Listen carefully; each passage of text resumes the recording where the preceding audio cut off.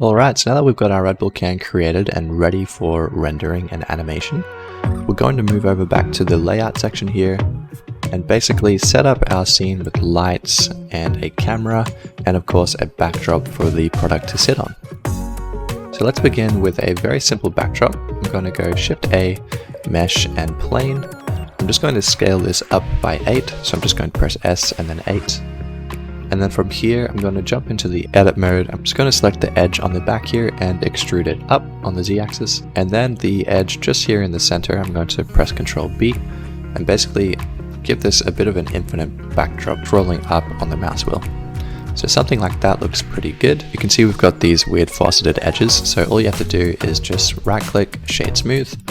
And there we go, we have a very basic photo backdrop for our Red Bull can. I'm just going to scale this up a bit more so it's a little bit larger and encompasses a bit more space so that the camera doesn't catch the background.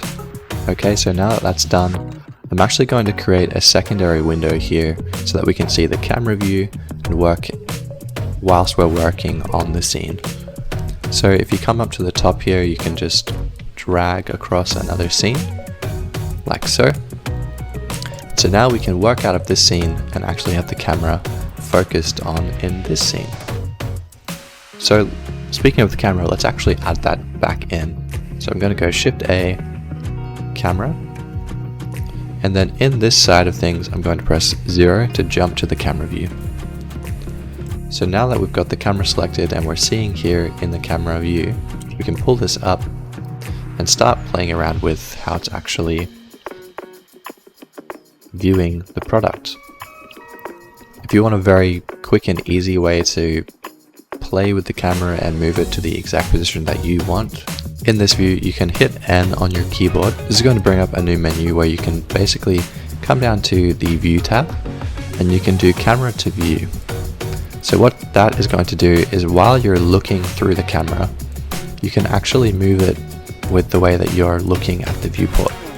So I'm just going to line this up roughly something like this, and just so that I don't have the distraction of the outside of the camera, I've got to come down to the camera settings and change the viewport display. This passo part out is basically just going to disable everything outside of the view. So if it's at 0 you'll see everything, and if it's at 1 you'll see nothing. So I'm just going to leave it at 1. So with all of that done, I'm just going to, before I do anything, I'm going to change this from camera to view. I'm going to switch that off so that now I don't accidentally mess up my shot. And now we can actually start lighting this thing and seeing it in real time here. So let's change this over to rendered view. And let's move the can to be viewing the camera. There we go. Alright, so now let's add in some point lights and really make this scene stand out a bit more. So I'm just going to go Shift A, Light, Point. I'm going to bring this up here and basically just position it in a way that gives off a few reflections to the can. So if we go over to the light properties here, we can play with the power and we can increase that just a bit. So 100, you can see it's starting to give that reflection on the Red Bull can. I might start off with 300, bring it off to the side here, something like that. And then I'm also going to increase the radius. So something like 1 meter seems pretty good. There we go. And what I'm going to do now is I'm going to duplicate this and put it behind the can as well. So Shift D, bring that behind the can here. I'm just going to push it up against the wall, and I'm going to increase the radius to something fairly large, and also increase the power to something like 500. There we go.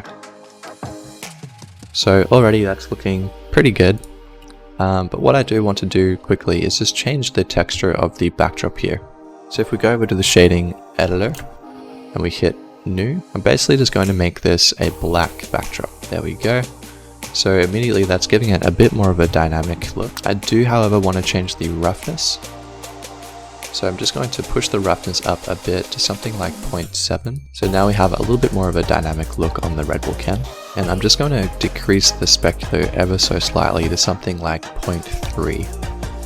0.35 seems pretty good. So now if we go back to the layout here, can start playing with the lights a bit more and sort of cater it to this new backdrop that we've created.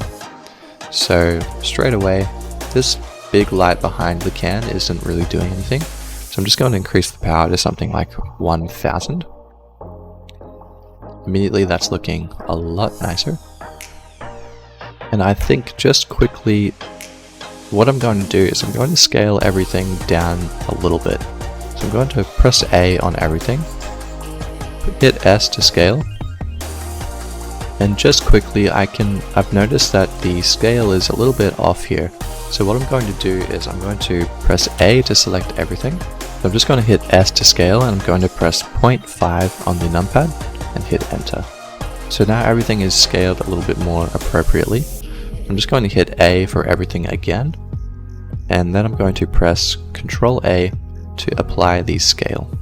Alright, now with that out of the way, we can continue on with the lighting. So for this backlight here, it's a little too big, so I'm just going to change the radius down to something a little more convenient like this. 1 meter seems pretty good.